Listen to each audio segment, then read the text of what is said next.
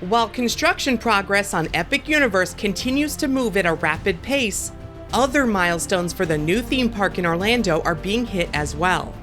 Trademarks have been filed which appear to confirm many of the previously rumored ride names.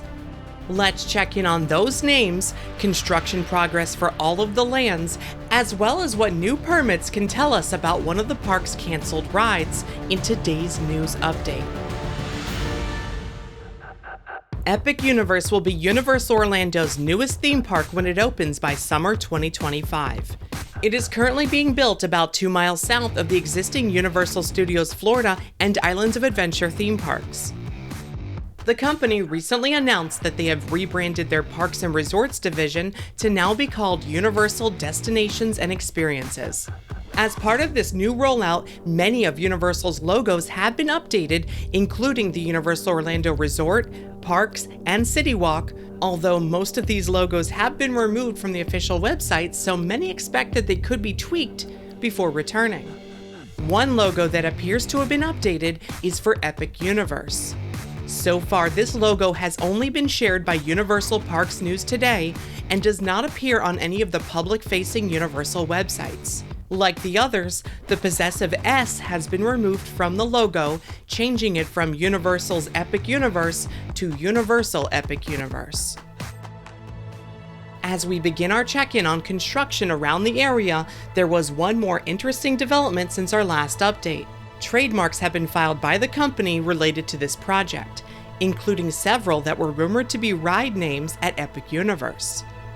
Several new marks were filed by Universal themselves, while a few more were filed by DreamWorks Animation, which appear to be related to the How to Train Your Dragon land at the park. One of the first trademarks to show up was for Starfall Racers. The name we reported was likely going to be used for the massive dual-track roller coaster for the hub section of the park. The use for the Starfall Racers mark is described as being for amusement park or theme park services, as are most of these new trademarks. From recent aerial photographs by BioReconstruct on Twitter, we can see how quickly this Starfall Racers roller coaster is coming together. The sections of the two-colored track closest to the park's central hub are not yet connected to the rest of the installed track, with the station and maintenance building receiving work between these two areas. It looks as though the ride's first launch tunnel is being enclosed along the lower level of this structure. The track within this launch tunnel is black, but turns into the two golden colors as soon as you exit the tunnel and enter the tall top hat maneuver. Continuing the two separate circuits, track has been installed for the areas immediately following this top hat section. This includes what could be another great airtime moment, followed by a section where both tracks cross each other's paths. The Starfall Racers roller coaster is being manufactured by Mack Rides and is expected to be the most thrilling coaster attraction for Epic Universe. Rumored to be themed to space in some way, it is possible that this may be a platform for some sort of themed element near the front of the ride, perhaps a rocket. Foundations that may be related to an exterior queue are starting work. This could be similar to the queue areas for Hollywood Rip Ride Rocket at Universal Studios Florida, which starts outside before entering a covered queue area attached to the station. There are still plenty of coaster footers awaiting supports and track along the back half of this attraction. The other ride for Epic Universe's hub may have also had its name revealed in a recent trademark filing. This flat ride within the very center of the park has long been rumored to be a carousel themed to constellations in space. And a new trademark for a theme park attraction just so happens to be named Constellation Carousel. This trademark was filed on the same day as Starfall Racers. We've watched the lower level of this flat ride take shape with plenty of conduit installed for the ride, as well as water pipes for the surrounding lagoon and fountains. But now the lower level has been fully enclosed. Only the round ride pit within the center remains open to above. Hopefully that means we could start to see some carousel elements installed in the near future. Footings for supports for a covered canopy, which appears to look like stained glass in official concept art, are installed around the perimeter of this attraction. And all of this is being built within the center of what will become the park's middle water feature. Retaining walls for this small lagoon are being built now. North of the carousel is the park's large water fountain display, which will be surrounded by amphitheater seating according to the official concept art. In an area between Constellation Carousel and this large fountain, a small section of pipes forming a circle are being installed. South of the carousel, the round restaurant and bar location, rumored to be named Atlantic, has had the roof put on its lower level kitchen area.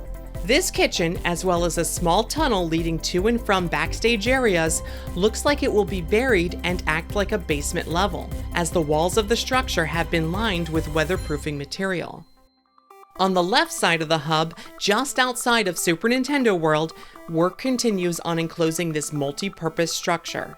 The left side of this structure is expected to house a Nintendo-themed gift shop, which is located just outside of the land's exit. In the middle of the structure will be restrooms, and on the right side, which is receiving the most new construction now, is rumored to be a pizza quick service location named Moon Pie. Moving on to Super Nintendo World, the portal entry into the land is looking much cleaner than the last time we checked in. While guests enter the portal on the ground level, it is still rumored that they will be taken upstairs to the upper level via an escalator. What appears to be a cutout section behind the portal entry may be for this rumored escalator. Zooming out to reveal progress on the Mushroom Kingdom area of Super Nintendo World, it's looking more and more like the original Super Nintendo World in Universal Studios Japan with every update. Yoshi's Adventure, along with the Mount Beanpole Mountain, can be seen at the back of the courtyard area. To the left, framing for the Bowser's Fortress entry facade of Mario Kart can be seen. On the lower level, the future entrance to Toadstool Cafe is visible, as well as the stairs leading down from Peach's castle. There have been rumors that with the extra space in Orlando's version of Super Nintendo World, that we may see some sort of addition located beneath Peach's castle that's not found in Japan. Early rumors suggested some sort of character stage or meet and greet area, but nothing has been confirmed yet. Thanks to recent trademarks, we may have the name for the area themed to Universal monsters. One of the trademarks is for Dark Universe. This was the rumored name for the land since early in development, even before Epic Universe was announced. The land was being developed around the same time that the connected film series was attempting to take off. It is looking like even though the cinematic universe didn't happen as intended, the term Dark Universe may live on as the name for this themed land at Epic Universe. Another trademark filed by the company seems to confirm a rumored name for the roller coaster within this area. First reported by Screamscape, the ride is expected to be named Curse of the Werewolf. The station and maintenance areas for this roller coaster are receiving roof and other exterior work to connect and complete the structure. Prep work appears to be starting within what will become this attraction's queue areas. It is not expected to have an indoor queue, but sections may be covered. The large barn-like structure for what may be a swing launch section of this short roller coaster is being weatherproofed at this time. It features exaggeratedly sloped roofs, which is a style that is also seen on the back side of the land's entry portal. Roof lines like this can be spotted on elements of the original village facades used in the classic Frankenstein films. The portal is receiving other themed elements as well, including multiple wireframe chips to create shapes along the top and front of the portal itself. These chips are the framework that will later receive plaster or similar materials to create rockwork and themed structures with a sculpted appearance. What looks to be a section of a round tower with small windows is staged nearby. What may be exterior covered queue for the land's main attraction has been installed behind its entry facade and interior queue areas. This massive ride is rumored to be named Monsters Unchained, but so far a trademark for that name has not been filed.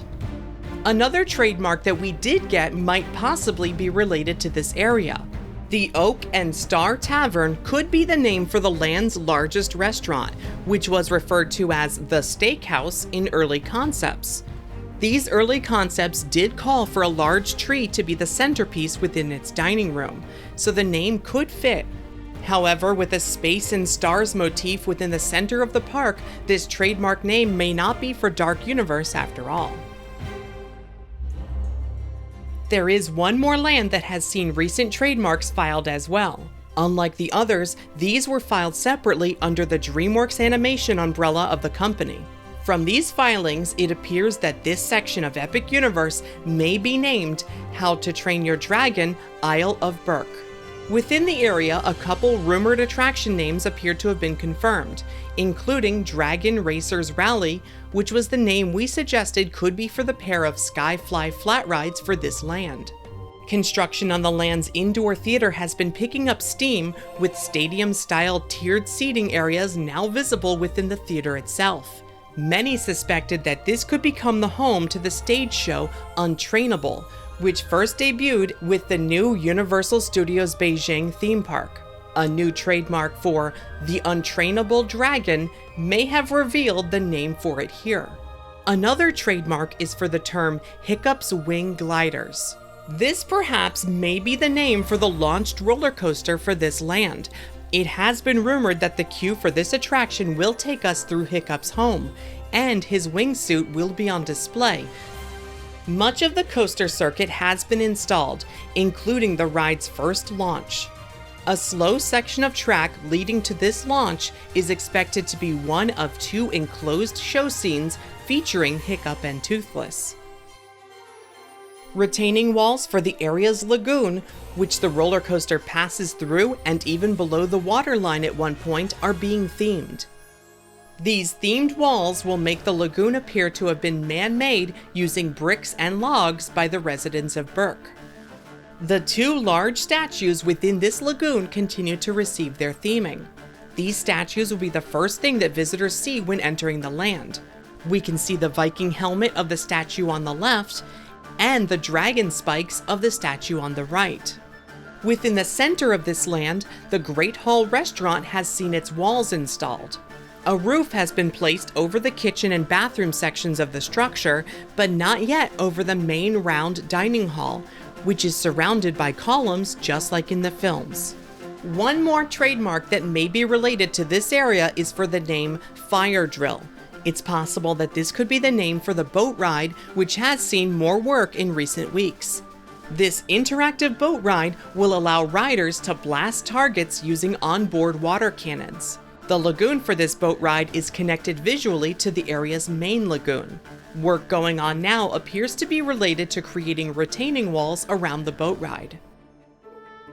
The final section of the park to check in on is the Wizarding World area. So far, it does not appear that any trademarks have been filed for this land, but when they are, they will likely be filed by Warner Brothers Entertainment and not Universal. Early on, my theory was that the land's name could be The Wizarding World of Harry Potter, Fantastic Beasts. But we'll see if they go that route. Within the land, which will be themed as Wizarding Paris, as first seen in Fantastic Beasts: The Crimes of Grindelwald, the framing for the entry arch looks complete and ready to receive panels that will enclose it. Work is happening fast to weatherproof and enclose many of the street's large-scale Parisian-style facades. Behind these tall facades, smaller structures are being built and enclosed for what will become shops and dining locations. The facades around the area's main attraction, rumored to be named Battle for the Ministry of Magic, are just as tall as the massive structure for this indoor ride. A dead end near the ride's entrance is being enclosed now, and beside this area is what permits say are restrooms. It is becoming difficult to see into the streets of the land between these tall facades, but a theater attraction is connected to the area's main ride with its own dead end at the back of the area. To the right of the theater, false facades for what would have been the land's third attraction are starting to be installed. What may be the ascending staircase of Place Cachée from the second Fantastic Beasts film are being built here. New permit information for this area shows backstage storage areas beneath this structure, but not any guest areas behind it.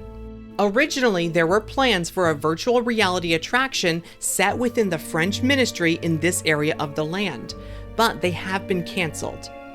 New permitted plans show that this dead-end street on the right side of the land is being surrounded by facades. These permits describe non-guest accessible areas within these facades that will only be big enough to add show props, visual elements, and special effects within the windows. There does appear to be one actual guest area within these facades that will be a real retail location. This small footprint here is shown as having a retail location and stockroom in the new permits, and may have originally been intended to be the exit gift shop for the now canceled ride. The rest of the facades, however, are not planned to have anything behind them. That does leave a fairly sizable expansion plot for another attraction in this land later. Before we wrap up this Epic Universe update, let's check in on the 3 hotels for this expansion of the Universal Orlando Resort. The hotel at the back of the park is making slow progress, now beginning to enclose a section of the first level of this 500-room, 10-story structure. Major construction on the hotel across the street from Epic Universe is looking near complete at this point. This hotel will feature 750 rooms itself, as well as its sister hotel next door. The sister hotel has seen its land cleared and prepped, so it should start major construction itself in the coming weeks. That's all for now, but a huge thank you to BioReconstruct for the amazing aerial photographs. You can follow him on Twitter for more incredible theme park photos. See our Everything Epic Universe playlist for a complete list of every single ride coming to the new park, and be sure to subscribe to the channel to never miss an update. For even more information, as well as behind-the-scenes posts, your name in the credits, and more, consider joining our Patreon to support what we do. Patreon.com/themeparkstop. Thanks for watching. See you next time.